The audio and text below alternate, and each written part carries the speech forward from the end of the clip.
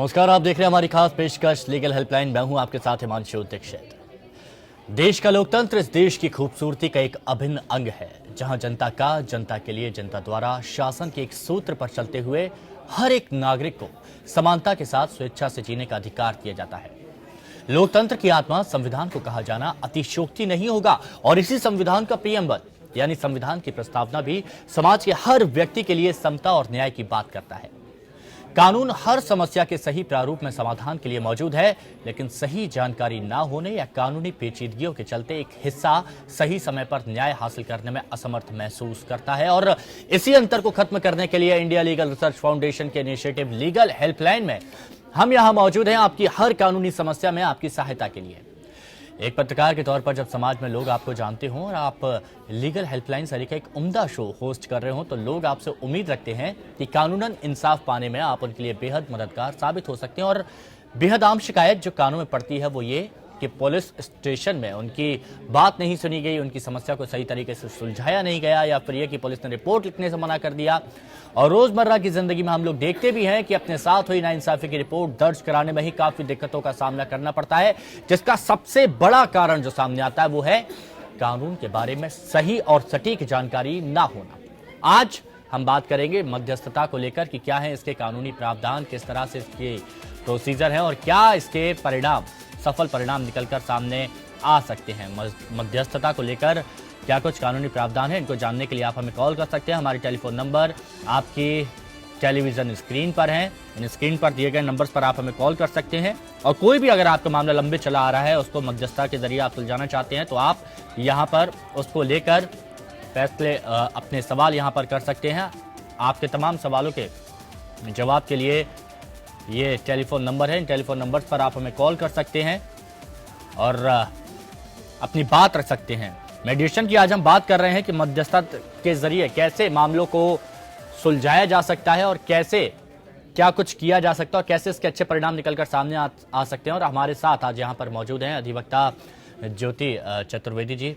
सबसे पहले ज्योति जी, आपका बहुत बहुत स्वागत है। और सबसे पहला सवाल मेरा आपसे यही रहेगा कि मेडिएशन है क्या और किस तरह से इसकी ज़रूरत पड़ती है। नमस्कार। मीडिएशन के बारे में मैं ये कहना चाहूँगी कि हमारा जो जुडिशियल सिस्टम है बहुत ही अप्रोचेबल है।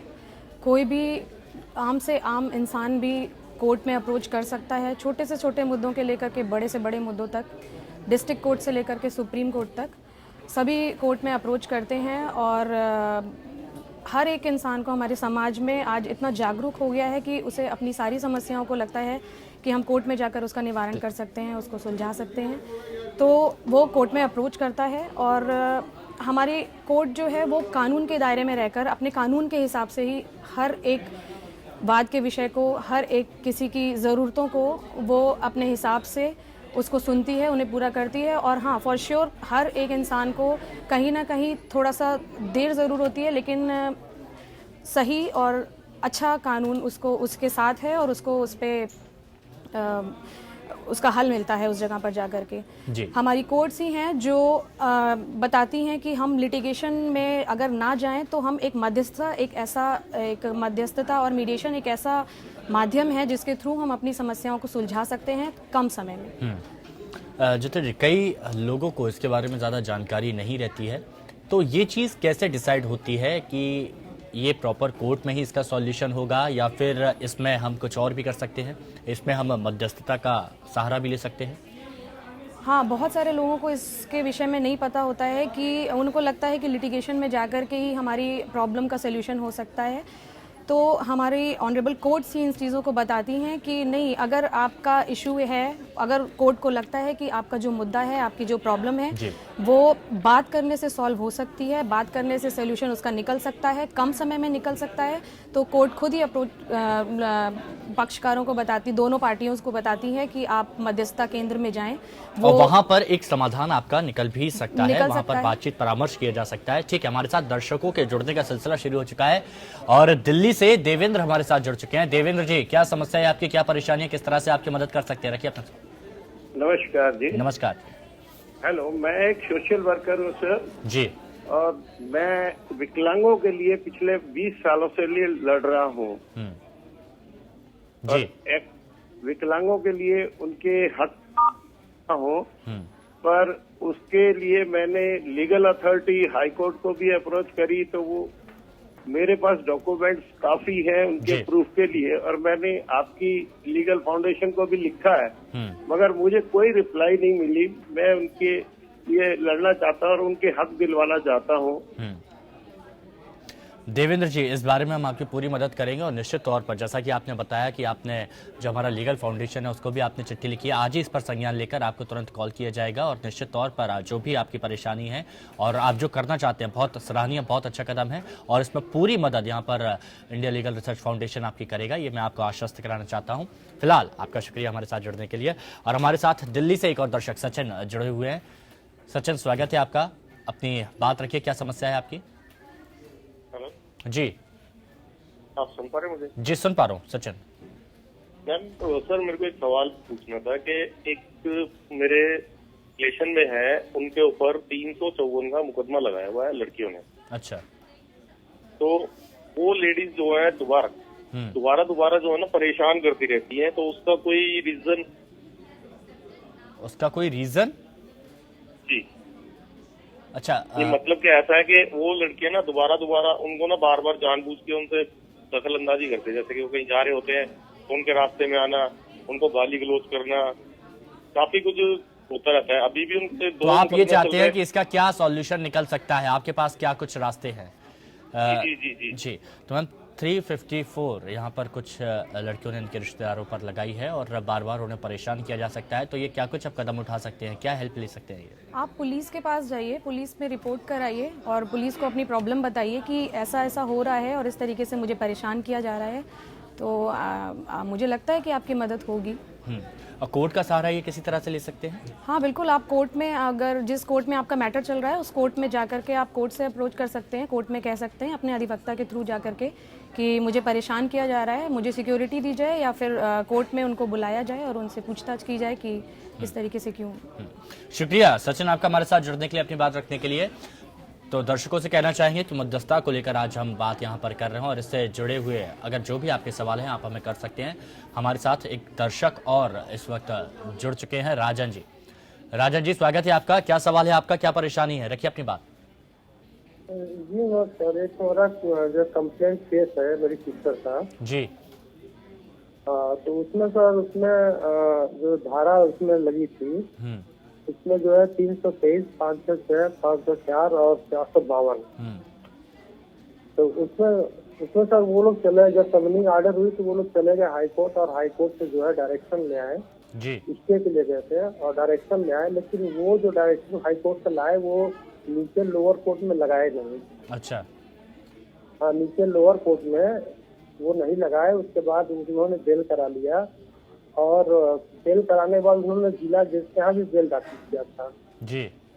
तो सर हमको ये जानकारी लेना, जैसे मैं भी उस केस में पीएस था हाई कोर्ट के केस में, तो जो डायरेक्शन वो लाए क्या वो लोअर कोर्ट में लगाने के लिए नहीं होता है? वो लगाएं या न लगाएं, अगर वो पार्टी है तो वो लगाएं या न लगाएं? आपने क्वेश्चन नहीं समझ। आप क्या कहना चाहते हैं? हाई कोर्ट से वो ऑर्डर लेकर आए और उसके बाद लोअर कोर्ट में लगाए हैं, तो उसके बाद आपका सवाल क्या है? नहीं लगाए जी। वो डायरेक्शन लोअर कोर्ट में नहीं लगाए। अच्छा। हाँ, वो स्टे की डायरेक्शन लेके आए थे लेकिन स्टे नहीं मिला उनको। हाई कोर्ट ने बोल दिया कि 30 दिन के अंदर जाके बेल कराइए। अच्छा। लोअर कोर्ट से। हाँ। तो उन्होंने बेल तो करा लिया, तीसरे दिन बेल करा लिया, लेकिन वो जो डायरेक्शन ले आए थे वो 482 का डायरेक्शन सर उसमें लगाए नहीं है। तो उसके लिए क्या वो राइट नहीं है लगाना या न लगाना? चलिए ठीक है, मैं आपका सवाल पूछ लेता हूं कि इनकी बहन का एक केस चल रहा है, 323, 506, 504, 552 लगाया है और लोअर कोर्ट के बाद हाई कोर्ट गए थे जो लोग थे और उनको बेल नहीं मिली थी। उन्होंने कहा था पहले आप नीचे बेल कराइए, उसके बाद फिर आप आगे, पहले बेल कराइए उसके बाद आगे की प्रोसीडिंग्स होंगी। तो इनका ये कहना है कि जो हाई कोर्ट की तरफ से जो आया था, जो बोल रहे थे, वो नीचे वाले फैसले में लगाया जा सकता है, लगाना चाहिए? नहीं, ऑर्डर की कॉपी तो लगती है। ऑर्डर की कॉपी आप जब भी किसी बड़े कोर्ट में अप्रोच करेंगे तो ऑर्डर, लोअर कोर्ट के ऑर्डर की कॉपी तो लगाई जाती है। ठीक है, लोअर कोर्ट की जो ऑर्डर की कॉपी है वो लगाई जाती है और आप जो भी चीज़ है ये आप अपने वकील से अगर इस पर परामर्श करेंगे तो आपको बहुत सही यहाँ पर समाधान मिलेगा। शुक्रिया आपका हमारे साथ जुड़ने के लिए। तो मध्यस्थता से जुड़े हुए तमाम बात हम यहाँ पर कर रहे हैं और इससे जुड़े हुए आपके भी अगर कोई सवाल है तो आप हमें यहाँ पर कॉल कर सकते हैं। टेलीफोन नंबर आपकी टेलीविजन स्क्रीन पर है। मेरठ से हमारे साथ उस्मान, एक और दर्शक इस वक्त जुड़े हुए हैं, माफ कीजिएगा, बरेली से। उस्मान, स्वागत है आपका, क्या परेशानी, अपनी बात रखिए। उस्मान, क्या आप मुझे सुन पा रहे हैं? अपनी बात रखिए। चलिए, लगता है हमारा संपर्क टूट चुका है। मैम, जो बात यहाँ पर चल रही थी, जो कहा जाता है जो मेडिएशन को मध्यस्थता परामर्श केंद्र, इसके प्रोसीजर्स क्या रहते हैं, कैसे ये मामलों को सॉल्व करते हैं? देखिए, कोई भी केस जब कोर्ट में दाखिल किया जाता है तो उसकी सुनवाई होती है, बहस चलती है और ये प्रोसीडिंग काफ़ी लंबी चलती है। तो अगर कोर्ट को ये लगता है कि नहीं, ये जो केस है इसको हम एक छोटे समय में, कम समय में इसको सुलझाया जा सकता है और ये इतना बड़ा मुद्दा नहीं है जिसके लिए लिटिगेशन में इतना समय लगाया जाए, तो वो खुद ही दोनों पक्षों को बोलती है कि आप मीडिएशन सेंटर में जाइए और वहाँ पर अपना वो रेफ़र कर देती हैं उस कोर्ट से। हमारे भारत में आज हर कोर्ट में एक मीडिएशन सेंटर बना हुआ है और उस कोर्ट में जिस कोर्ट में भी वो मैटर पेंडिंग है वहाँ पर वो उसी कोर्ट के मीडिएशन सेंटर में वो मैटर रेफ़र कर देती हैं। वहाँ पर ट्रेंड मीडिएटर्स होते हैं जो कि उन मैटर्स को सॉल्व करते हैं। ये ज़रूर है कि उसमें 2 या 3 सिटिंग में समय लगता है, लेकिन मैं ज़रूर कहना चाहूँगी कि मध्यस्थता एक ऐसा प्रोसीजर है जिसके द्वारा हम किसी भी जो हमारे बीच में जो 2 पक्ष आते हैं उनके आपस के रिलेशन, जब यहाँ पर मैटर सॉल्व हो जाता है तो उनके आपस के रिलेशन बने रहते हैं, कम समय में होता है, इसका कोई चार्ज नहीं होता। अगर आपका सिविल सूट है तो आपका अगर यहाँ पर ये मीडिएशन के थ्रू अगर ये सेटलमेंट हो जाता है तो वो जो कोर्ट फीस है वो भी वापस हो जाती है। तो बहुत सारे फायदे होते हैं इसके। बिल्कुल, मेडिएशन के जरिए कितने क्या कुछ फायदे होते हैं और कैसे केस, बड़े से बड़े केस यहाँ पर सुलझाए जाते हैं, इस पर हम लगातार चर्चा करेंगे। हमारे साथ एक और दर्शक इस वक्त जुड़ चुके हैं, DS आनंद जी, राजधानी दिल्ली से। आनंद साहब, अपनी बात रखिए, क्या समस्या है, किस तरह से हम आपकी मदद कर सकते हैं? नमस्कार जी। नमस्कार जी। मैं ये जानना चाहता था कि एक कंटेम्प्ट ऑफ कोर्ट के ऊपर में जज साहब दोबारा ऑर्डर कर सकते हैं मैम? एक केस के अंदर में कंटेम्प्ट लगा हो जी, और कंटेम्प्ट के ऊपर में उसी कोर्ट पे उसी जज साहब दोबारा ऑर्डर कर सकते हैं, उसके लिए आगे हम कोई अपील कर सकते हैं? अगर कंटेम्प्ट ऑफ कोर्ट लगा हो तो क्या दोबारा इसमें अपील की जा सकती है, ये सवाल यहाँ पर किया गया। जो हाँ, कंटेम्प्ट ऑफ कोर्ट, अगर आपने किसी कोर्ट की प्रोसीडिंग में कंटेम्प्ट कर दिया है तो उसके लिए दोबारा से कार्रवाई की जा सकती है। उसके आप अपने जो भी आपके काउंसिल हैं, जो भी आपके वकील हैं, उनसे पूछ करके, उनसे सही परामर्श लेकर के आप उसकी प्रोसीडिंग आगे बढ़ा सकते हैं। बिल्कुल, आप उसकी प्रोसीडिंग आगे बढ़ा सकते हैं। शुक्रिया आपका हमारे साथ जुड़ने के लिए। बात एक बार फिर हम अपने दर्शकों को बता दें कि आज मध्यस्थता को लेकर यहाँ पर चर्चा चल रही है कि क्या कुछ इसके कानूनी प्रावधान है मध्यस्थता को लेकर और कैसे बड़े से बड़े पेचीदा से पेचीदा मामले यहाँ पर सुलझाए जा सकते हैं, इसके एडवांटेज क्या निकल के। तो ज़्यादातर मैं आपसे ये जानना चाह रहा हूँ कि ज़्यादातर कौन से मामले होते हैं जो इससे जुड़े हुए रहते हैं? देखिए, अगर हम आंकड़ों के हिसाब से जाएं या हम पूरा प्रोसीजर लेकर के चलें तो अभी तक 2016 की जो एक आंकड़ा बनाया गया है, जो एक रिपोर्ट बनाई गई है, उसमें जो टोटल मैटर्स जो मध्यस्थता केंद्र को रेफर किए गए हैं वो 1,85,710 एक आंकड़ों के हिसाब से मैं लगभग बता रही हूँ, और जिसमें से तकरीबन 1,04,390 मैटर जो हैं वो सेटल हो चुके हैं। ये हमारे, मैं दिल्ली के रेशियोज़ के हिसाब से बता रही हूँ। और बहुत सारे आइटम ऐसे मैटर्स हैं जो मैं आपको परसेंटेज बता सकती हूँ कि किन किन मैटर्स में, जैसे आपके MACT के मैटर्स होते हैं वो 86% तक मैटर्स जो हैं वो मध्यस्थता के थ्रू सेटल हो चुके हैं अब तक। और NI एक्ट जो है, चेक बाउंस जिसमें होता है, उसमें 72% तक मैटर्स जो हैं वो सेटल हो चुके हैं। इसी तरह इलेक्ट्रिकल एक्ट है और जो छोटे मोटे क्रिमिनल मैटर्स हैं वो सारे जो भी हैं, ये सारे कुछ इसमें 77 और 80% तक के मैटर्स जो हैं इस पर हम बात करेंगे। हमारे साथ मुजफ्फरनगर से इस वक्त रीना अगली दर्शक जुड़ी हुई हैं। रीना जी, स्वागत है आपका, अपनी परेशानी रखिए, क्या समस्या है आपकी?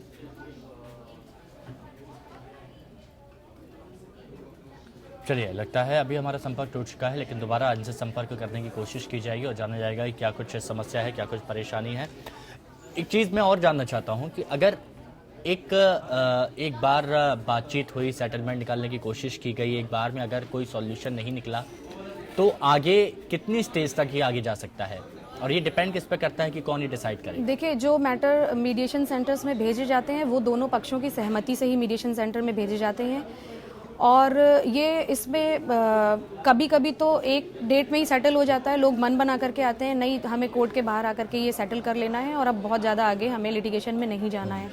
कभी कभी मीडिएटर्स अपनी पूरा एफर्ट करते हैं, उसमें 2, 3 या 4 सिटिंग में ये मोस्टली ये मैटर सेटल हो जाते हैं। तो मतलब इसमें 3-4 बार की मुलाकात में में या फिर शायद जी ये उम्मीद जताई जा सकती है कि ज्यादातर मामलों का कोई ना कोई हल यहाँ पर निकल जाता आता है। है। रतलाम से हमारे साथ एक दर्शक इस वक्त जुड़ चुके हैं, कमल विक्रम सिंह जी। जी कमल जी, स्वागत है आपका, अपनी बात रखिए। सर नमस्कार, विक्रम सिंह चौहान बोल रहा हूँ रतलाम एमपी से। बोलिए चौहान साहब। सर हमारा क्या है कि जमीन का वसीयत वर्सेस पुश्तैनी बंटवारे के संबंध में केस चल रहा था तहसील में। अच्छा जी। सबसे छोटे भाई और 3 भाइयों के विरुद्ध। अच्छा। तो छोटे भाई ने वसीयत बना ली माँ से और वसीयत के आधार पर क्लेम कर दिया कि जमीन मुझे मिलना चाहिए। ठीक है। और हमारा ये कहना था, क्योंकि पुश्तैनी जमीन थी जो दादा परदादा के जमाने की थी, जो पिताजी ने बेच के थी, उसके पैसे से माँ के नाम से खरीदी थी, तो वो तो पुश्तैनी जमीन में आती है, तो उसमें सभी का बंटवारा होती है भाई बहनों जी जी। हाँ, तो तहसील में तो क्या है कि लगता है कि कुछ 2 नंबर के लेन देन में उसने अपने फेवर में करा लिया फैसला। अच्छा। अब हम उसको एसडीओ के समक्ष रखा है, सिविल कोर्ट में भी दावा लगा दिया है। अच्छा। तो क्या दोनों केस साथ साथ चला सकते हैं? और एक्चुअल में इसका क्या है, अगर पुश्तैनी जमीन बेच के खरीदी जाती है तो उसका पुश्तैनी का महत्व खत्म हो जाता है क्या? बिल्कुल, जान लेते हैं ज्योति जी क्या इसमें किया जा सकता है। क्वेश्चन समझ मैं इनकी पुश्तैनी जमीन को लेकर, बंटवारे को लेकर विवाद चला आ रहा है, और जैसा कि इन्होंने बताया कि इनके जो भाई हैं उन्होंने मां के जरिए वसीयत अपने नाम पर करवा ली है, लेकिन अब ये केस आगे ले जा रहे हैं, सिविल कोर्ट में भी केस ले जाया जा रहा है।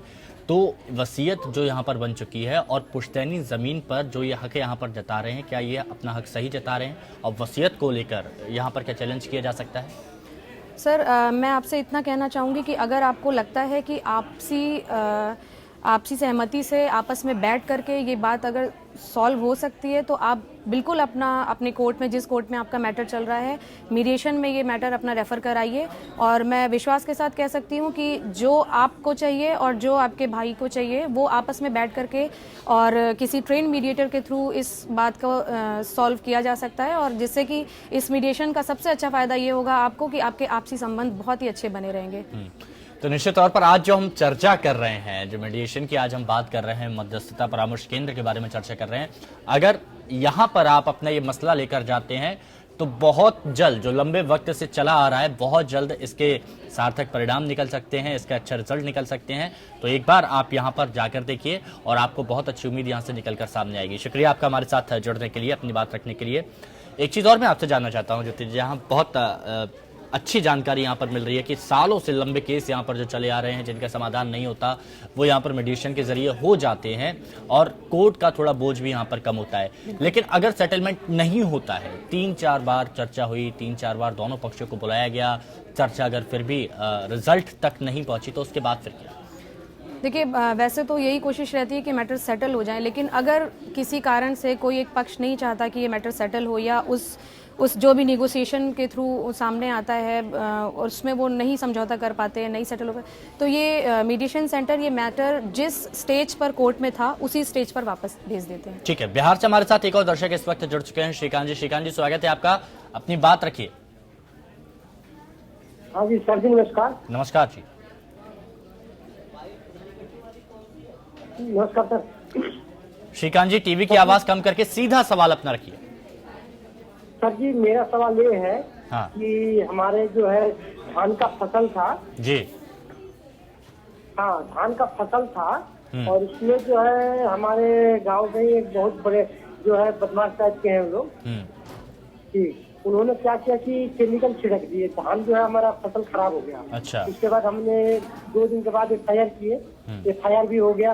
उसके बाद मान लीजिए अच्छे या बुरे के लोग तो सबके साथ होते हैं, तो उनके साथ जो है इधर उधर रिलेटिव के लोग जो है एसपी साहब के पास गुहार किए, तो एसपी साहब ने उनको इंसाफ दिया कि अच्छे लोग हैं, ये आपस में कंप्रोमाइज कर ली जी।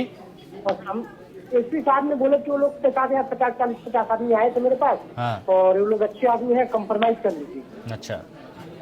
कंप्रोमाइज कर लीजिए। हाँ, और आप क्या चाहते हैं?